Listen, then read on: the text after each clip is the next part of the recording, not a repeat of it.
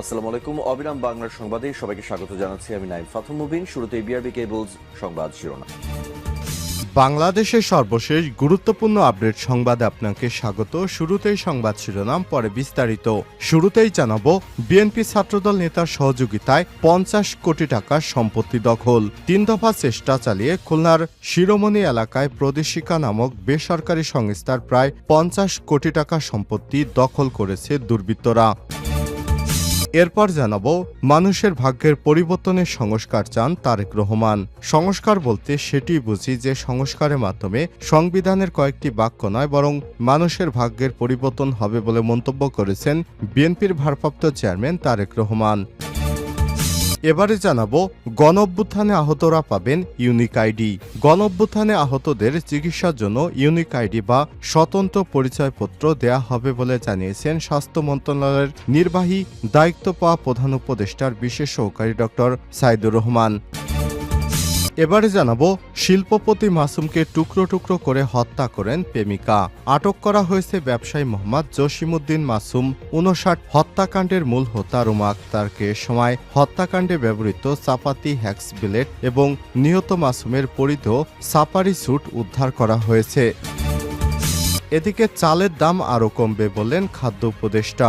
আমন ধান বাজারে ওঠা শুরু হলে চালের দাম কমবে বলে জানিয়েছেন অন্তর্বর্তীকালীন সরকারের খাদ্য উপদেষ্টা আলী ইমাম মজুমদার। আজ খাদ্য ভবনের পরিস্থিতি নিয়ে সমন্বয় সভা শেষে গণমাধ্যম কর্মীদের সঙ্গে আলাপকালে সব কথা বলেন তিনি। এবং সর্বশেষ জানাবো, দেশের উদ্দেশ্যে রওনা দিয়েছেন প্রধান উপদেষ্টা। আজারবাইজানের বাকুতে অনুষ্ঠিত COP29 জলবায়ু সম্মেলনে যোগদান শেষে ঢাকার উদ্দেশ্যে রওনা দিয়েছেন অন্তর্বর্তীকালীন সরকারের প্রধান উপদেষ্টা ডক্টর মোহাম্মদ ইউনূস। প্রিয় দর্শক, এতক্ষণ শুনছিলেন সংবাদ শিরোনাম, এবারে বিস্তারিত। তবে তার আগে বন্ধুরা, অনুরোধ থাকবে সংবাদটিতে একটি লাইক দিন। এই চ্যানেলে আপনি নতুন হয়ে থাকলে আমাদের সংবাদটি দেখতে দেখতে চ্যানেলটি সাবস্ক্রাইব করে রাখুন। কমেন্ট করে বন্ধুরা আপনার মূল্যবান মতামত জানিয়ে দিন আপনি বিশ্বের কোন দেশ থেকে বা বাংলাদেশের কোন স্থান থেকে আমাদের সংবাদটি দেখছেন এবং শুনছেন। এবারে বিস্তারিত। বিএনপি এবং ছাত্রদল নেতাদের সহযোগিতায় 50 কোটি টাকার সম্পত্তি দখল। 3 দফা চেষ্টা চালিয়ে খুলনা শিরোমণি এলাকায় পশিকা নামক বেসরকারি সংস্থার প্রায় 50 কোটি টাকার সম্পত্তি দখল করেছে দুর্বৃত্তরা। অভিযোগ উঠেছে, স্থানীয় বিএনপি এবং ছাত্রদল নেতাদের সহযোগিতা নিয়েই দখল প্রক্রিয়া সম্পন্ন করেছে সংস্থাটির আরেক পক্ষ। দখলকারীরা পশিক্ষার এক সময়কার কর্মী ছিলেন বলে তারা জানিয়েছে। স্থানীয় সূত্র থেকে জানা গেছে, 2001 সালে বেসরকারি সংস্থা পশিকা খুলনার শিরোমণি এলাকায় খুলনা উন্নয়ন কর্তৃপক্ষের কাছ থেকে 5 একর 67 শতক জমি কেনেন। পরে পুরো জমি জুড়ে সেখানে পশিকা গলদা চিংড়ি হ্যাচারি নামে একটি প্রতিষ্ঠান গড়ে গত 2 যুগ ধরে গলদা এবং সাদা মাছের পোনা উৎপাদনের পাশাপাশি মাছ চাষ করে আসছে। উৎপাদন থেকে উপার্জিত অর্থ সংস্থাটির অ্যাকাউন্টে জমা হতো। গত 5 আগস্ট সরকার উৎখাতের পর দুর্বৃত্তরা ওই জমিটি দখলে নিতে তৎপর হয়। সর্বশেষ মঙ্গলবার 12 নভেম্বর স্থানীয় একদল দুর্বৃত্ত জমিটি দখল করে নেয়। এ সময় হ্যাচারে থাকা পশিকার কর্মকর্তা কর্মচারীদের মারধর করে বের করে দেওয়ার অভিযোগ উঠেছে। দখল বেদখলের বিষয়টি নিয়ে একাধিকবার স্থানীয় থানা এবং সেনাবাহিনীর ক্যাম্পে সালিশি বৈঠক অনুষ্ঠিত হয়েছে। সেনা সদস্যদের কাছে একবার মুচলেকাও দিয়েছে সিরাজুল ইসলাম নামে দখলকারী এক ব্যক্তি। এরপর তারা ওই জায়গা দখল করে নেয়। এর আগে গত 16 আগস্ট, 21 সেপ্টেম্বর, 27 অক্টোবর 3 দফা দখলের চেষ্টা চালিয়ে ব্যর্থ হয়। পশিকার পরিচালক আব্দুস সোবহান বলেন, পশিকার মালিকানা নিয়ে ঢাকা অফিসে বিরোধ ছিল, যেটা সুপ্রিম কোর্টের আপিল বিভাগ থেকে CMP 486/20 মোকদ্দমায় নিষ্পত্তি হয়ে গেছে। রায় প্রতিষ্ঠার পর চেয়ারম্যান ডক্টর কাজী ফারুক আহমেদের পক্ষে এসেছে। তিনি সেখান থেকে পশিকা পরিচালনা করছেন। 2001 সালে 5.67 একর জমি ক্রয় করে পশিকা, যার বর্তমান বাজার মূল্য 50 কোটি টাকার বেশি। এটি বিএনপির নেতাকর্মীদের মাধ্যমে দখল নেওয়া হয়েছে। তিনি অভিযোগ করে বলেন, আদালতে পরাজিত ব্যক্তিরা দেশের বিভিন্ন স্থানে থাকা পশিকার সম্পত্তিগুলো জোর করে দখল নিয়ে বিক্রি করে নগদ অর্থ নিয়ে পালিয়ে যাচ্ছে দেশ থেকে। মানুষের ভাগ্যের পরিবর্তনের সংস্কার চান তারেক রহমান। সংস্কার বলতে সেটি বুঝি যে সংস্কারের মাধ্যমে সংবিধানের কয়েকটি বাক্য নয় বরং মানুষের ভাগ্যের পরিবর্তন হবে বলে মন্তব্য করেছে বিএনপির ভারপ্রাপ্ত চেয়ারম্যান তারেক রহমান। তিনি বলেন যে সংস্কার সকল মানুষের জীবনের সুরক্ষা নিশ্চিত করবে, যে সংস্কার দেশের সন্তানদের আধুনিক শিক্ষা ও নৈতিক মূল্যবোধ গঠন করবে, যে সংস্কার মানুষকে কাঙ্ক্ষিত স্বাস্থ্যসেবা দেবে, যে সংস্কার মানুষের নিত্য প্রয়োজনীয় দ্রব্যর দাম স্থিতিশীল রাখবে, আমি সেই সংস্কার বলতে সেটিকে বুঝি।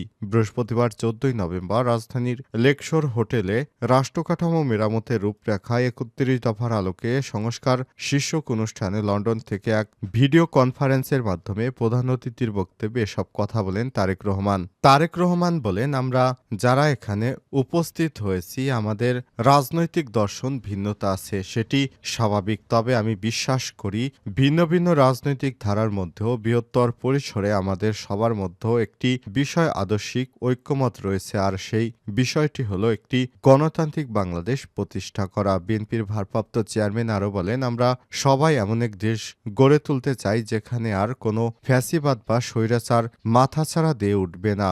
আমরা সবাই একটি স্বাধীন এবং সার্বভৌমত্ব বাংলাদেশ চাই, যেখানে জনগণের অধিকার ও স্বাধীনতা কেউ কেড়ে নেবে না। আমরা সবাই একটি নিরাপদ ও সুরক্ষিত বাংলাদেশ চাই, যেখানে গণ আকাঙ্ক্ষার প্রতিফলন ঘটবে। নির্বাচিত এবং জবাবদিহিমূলক সরকার নিশ্চিত করবে জনগণের মালিকানা এবং অংশীদারিত্ব। এ সময় তিনি আরো বলেন, শেখ হাসিনার ফ্যাসিবাদের সময় আমরা তথাকথিত উন্নয়নের রাজনীতি দেখেছি, কিন্তু পতিত সেই রাজনীতির ভিত্তি ছিল দুর্নীতি, দুঃশাসন ও দুর্বৃত্তায়ন। অন্যদিকে জনগণের ভোটে বিএনপি যদি সরকার গঠন করে আপনারা দেখতে পারবেন আমাদের ৩১ দফার আলোকে জনগণের ক্ষমতায়ন এবং অংশীদারিত্বের রাজনীতি। আমাদের রাষ্ট্র পরিচালনার ভিত্তি হবে আইনের অনুশাসন, মানবাধিকার এবং বাক স্বাধীনতা। গণ অভ্যুত্থানে আহতরা পাবেন ইউনিক আইডি। গণ অভ্যুত্থানে আহতদের সাহায্যের জন্য ইউনিক আইডি বা স্বতন্ত্র পরিচয়পত্র দেয়া হবে বলে জানিয়েছে স্বাস্থ্য উপদেষ্টা নির্বাহী দায়িত্ব পাওয়া প্রধান উপদেষ্টার বিশেষ সহকারী ডক্টর সাইদুর রহমান। বৃহস্পতিবার 14 নভেম্বর সন্ধ্যায় সচিবালয়ে স্বাস্থ্য ও পরিবার কল্যাণ মন্ত্রণালয়ের সম্মেলন কক্ষে জুলাই ও আগস্টে গণ অভ্যুত্থানে আহত ছাত্র জনতার সঙ্গে 6 উপদেষ্টার বৈঠক শেষে তিনি এই কথা জানান। ডক্টর সাইদুর রহমান বলেন, ওই আইডি দেখিয়ে দেশের সব সরকারি হাসপাতালে বিনামূল্যে চিকিৎসা পাওয়া যাবে। এছাড়াও যেসব বেসরকারি হাসপাতালের সঙ্গে সরকারের চুক্তি থাকবে সেখানেও বিনামূল্যে চিকিৎসা পাওয়া যাবে। এ সময় তিনি আরো বলেন, ডিসেম্বরের মধ্যে এসব প্রক্রিয়া শেষ করা হবে। এছাড়াও আগামী 5 দিনের মধ্যে লিখিত রূপরেখা দেয়া হবে। রূপরেখায় দেওয়ার টাইমলাইন অনুযায়ী সেগুলো বাস্তবায়ন করা হবে। প্রধান উপদেষ্টার বিশেষ সহকারী জানান, 17 নভেম্বরের পর পাসপোর্ট সেন্টার থাকবে, যেখান থেকে সব ধরনের সমাধান দেওয়ার চেষ্টা করা হবে। আহতদের চিকিৎসায় সব সরকারি হাসপাতালে বেড ডেডিকেটেড থাকবে। ঢাকার সব হাসপাতালকে একটি নেটওয়ার্কের আওতায় আনতে হবে। ডিসেম্বরের মধ্যে সব প্রক্রিয়া শেষ করা হবে। এ বিষয়ে গাফিলতি কোনোভাবেই সহ্য করা হবে না। এর আগে বৈঠকে স্বাস্থ্য উপদেষ্টা নূরজাহান বেগম বলেন, সমাজ কল্যাণ উপদেষ্টা শারমিন এস মুর্শিদ, মৎস্য ও প্রাণী সম্পদ উপদেষ্টা ফরিদা আক্তার, উপদেষ্টা মাহফুজ আলম, ডাক টেলিযোগাযোগ, তথ্য প্রযুক্তি এবং তথ্য সম্প্রচার উপদেষ্টা নাহিদ ইসলাম, যুবকরা, স্থানীয় সরকার উপদেষ্টা আসিফ মাহমুদ সজীব ভূঁইয়া উপস্থিত ছিলেন। শিল্পপতি মাসুমকে টুকরো টুকরো করেন প্রেমিকা। আটক করা হয়েছে ব্যবসায়ী মোহাম্মদ জসিমউদ্দিন মাসুম 59 হত্যাকাণ্ডের মূল হোতা রুমা আক্তারকে। সময় হত্যাকাণ্ডে ব্যবহৃত চাপাতি, হ্যাক্স বেলেট এবং নিহত মাসুমের পরিধেয় সাফারি স্যুট উদ্ধার করা হয়। বৃহস্পতিবার 14 নভেম্বর বিকেলে 4:30টার দিকে নিজ সুপারের কার্যালয়ে সংবাদ সম্মেলনে সব কথা জানান নারায়ণগঞ্জের পুলিশ সুপার প্রত্যুষ কুমার মজুমদার।